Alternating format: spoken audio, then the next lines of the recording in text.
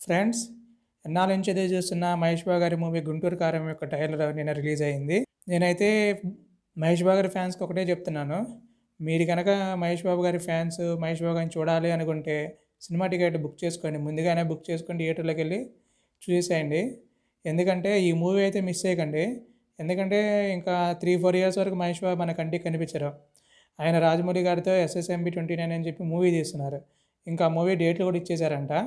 ఇంకా మనం 3-4 ఇయర్స్ ఇంకా మర్చిపోవడమే మహేష్ బాబు గారిని. అందుకని ఈ మూవీని అయితే మిస్ అవ్వకండి. ఫ్యాన్స్ నేను మరీ చెప్తున్నాను, ఫ్యాన్స్ అయితే ఖచ్చితంగా వెళ్ళేసి ఈ మూవీ చూడండి. ఓకే, ఇక మనం ఈ ట్రైలర్ గురించి రివ్యూ చేసినట్టయితే ఈ ట్రైలర్ ఎలా ఉంది? ఫస్ట్ ఈ ట్రైలర్ కటింగ్ అయితే చాలా బాగా చేశారు. నెక్స్ట్ బీజిఎం ఎక్సలెంట్గా ఉంది. Next production value excellent. Family story, అసలు మహేష్ బాబు గారి సినిమాలు అంటే అబ్జల్యూట్లీ ఫ్యామిలీస్ స్టోరీ అనేది చాలా బాగుంటుంది. అసలు మహేష్ బాబు గారి సినిమాకి ఫ్యామిలీస్ కళ్ళు మూసుకుని వెళ్ళిపోవచ్చు. డబుల్ మీనింగ్ డైలాగ్స్ ఉండవు. స్టోరీ పరంగా ఫ్యామిలీకి నచ్చుతుంది. ఖచ్చితంగా సెంటిమెంట్ అనేది ఉంటుంది. కాబట్టి అది పండగకు వస్తుంది కాబట్టి ఫ్యామిలీస్ ఖచ్చితంగా వెళ్ళి మహేష్ బాబు గారి సినిమా కళ్ళు మూసుకుని వెళ్ళి వస్తారు. అదొక ప్లస్ పాయింట్.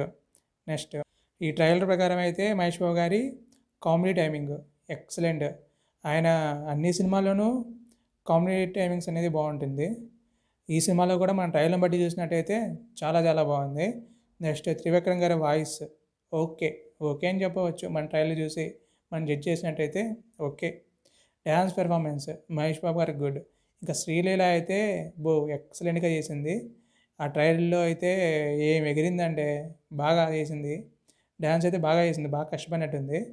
ఇక మనకి మీనాక్షి చౌదరి ఈ సెకండ్ హీరోయిన్ అంతా అన్నారు. ట్రైలర్లో అయితే ఈమె గురించి పెద్ద ఏం లేదు. ఇక అదే మనం ఈ ట్రైలర్లో కనుక మనం చూసినట్టయితే మైనస్లు, ఫస్ట్ మైనస్ ఏంటంటే కుర్చీ మడత పెడితే. ఈ సాంగ్ రిలీజ్ అయిన దగ్గర నుంచి నెగిటివ్గా ట్రోల్ అవుతూనే ఉంది. ఈ కుర్చీ మడత పెట్టే సాంగ్ అనేది చాలా భారీగా బూతులు ఉన్నాయి, డబుల్ మీనింగ్ డైలాగ్స్ ఉన్నాయి అని చెప్పేసి చాలామంది అభ్యంతరం వ్యక్తం చేస్తున్నారు. ఎందుకంటే మహేష్ బాబు గారి సినిమా అంటేనే ఫ్యామిలీస్ కళ్ళు మూసుకొని వెళ్తారు. ఆయనకి సినిమాకి ఇప్పుడు ఫ్యామిలీతో వెళ్ళాలంటే కొంచెం డౌట్ పడాలన్నమాట. ఎందుకంటే ఇలాంటి పాట ఉంది కదా, అందులోనూ ఆయన మనకి ట్రైలర్లో చూసినట్టయితే ఆ డ్యాన్స్ పెర్ఫార్మెన్స్లో ఆయన బిహేవియర్ కానీ ఆ కుర్చీ మడత పెట్టే సాంగ్లో కొంచెం అది డబుల్ మీనింగ్గానే ఉంది. ఏంటంటే మనం సైలెంట్గా వెళ్ళేసి చూసి వచ్చేస్తే ఏం ప్రాబ్లం లేదు. మనం ఈ కుర్చీ మడత పెట్టే సాంగ్ని కనుక హైలైట్ చేసామంటే ఫ్యామిలీస్ చూడలేరు అనమాట.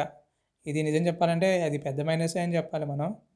నెక్స్ట్ వచ్చేటప్పటికి స్టోరీ, ఈ స్టోరీ అంతా రొటీన్గానే ఉంది. ఇందులో ఏదో పెద్ద మనం ఏదో భారీగా ఎక్స్పెక్ట్ చేసే అంత అయితే లేదు. రొటీన్ స్టోరీ ఉంది.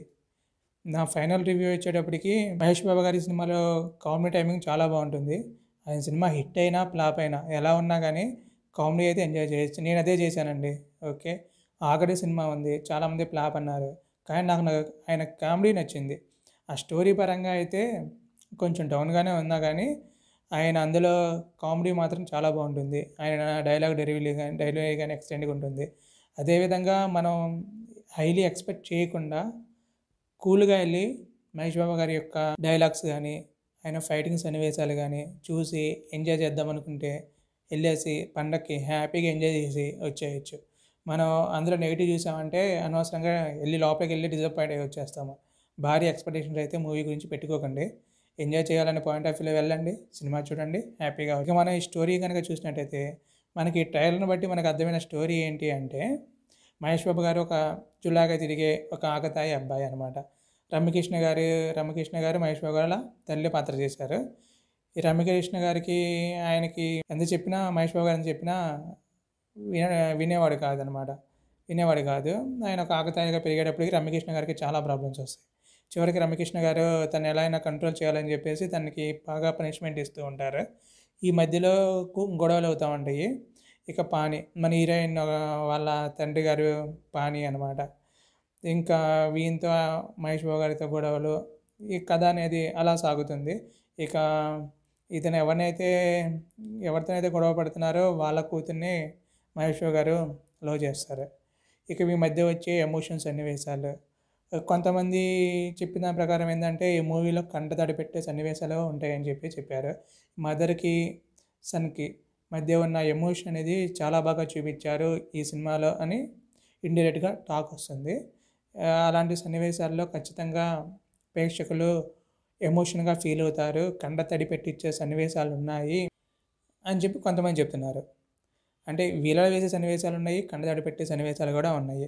మీరంతా మిస్ కాకుండా ఈ మూవీని థియేటర్కి వెళ్ళి చూడండి. కానీ నేను ఫైనల్గా చెప్పే రివ్యూ నా రివ్యూలో నేను ఫైనల్గా చెప్పేది ఏంటంటే, భారీ ఎక్స్పెక్టేషన్స్ పెట్టుకోవద్దు, సినిమాని ఎంజాయ్ చేయాలి. దాంట్లో అది బాగోలేదు ఇది బాగోలేదు అని కాదు, ఆయన డైలాగ్ డెలివరీ బాగుంటుంది, కామెడీ అయితే అల్టిమేట్గా ఉంటుంది. వెళ్ళి ఎంజాయ్ చేసేయండి, వచ్చేయండి, పండక్కి హ్యాపీగా ఉండండి. ఇది నా final review. Thank you for